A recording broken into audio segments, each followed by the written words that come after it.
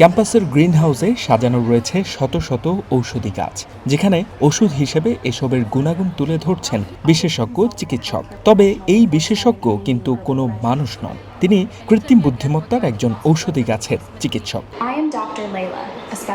বর্তমানে বিশ্বব্যাপী বহুল আলোচিত বিষয়গুলোর অন্যতম আর্টিফিশিয়াল ইন্টেলিজেন্স বা কৃত্রিম বুদ্ধিমত্তা, যার কল্যাণে খুব দ্রুত বদলে যাচ্ছে পৃথিবী।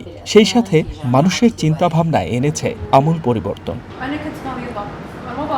অন্যান্য খাতের পাশাপাশি চিকিৎসা সেবাতেও এর ব্যবহার বেড়েছে। এরই ধারাবাহিকতায় এআই ব্যবহৃত সরঞ্জাম দিয়েই প্রশিক্ষণ নিচ্ছেন মেডিকেল ইউনিভার্সিটির শিক্ষার্থীরা। এমন চিত্র দেখা গেছে দুবাই মেডিকেল ইউনিভার্সিটিতে।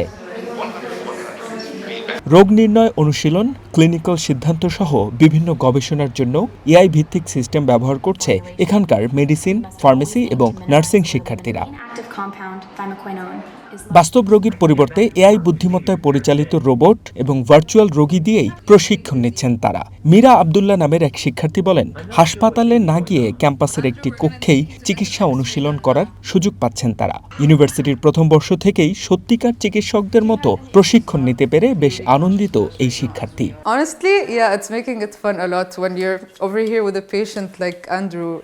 It's really fun as a first-year medical student. বিশ্ববিদ্যালয় কর্তৃপক্ষ বলছে, তাদের শ্রেণীকক্ষে কৃত্রিম বুদ্ধিমত্তা প্রযুক্তি বাস্তবায়নের ফলে পাঠদানের ক্ষেত্রে আগের চেয়ে 30% পর্যন্ত সময় কম লাগছে।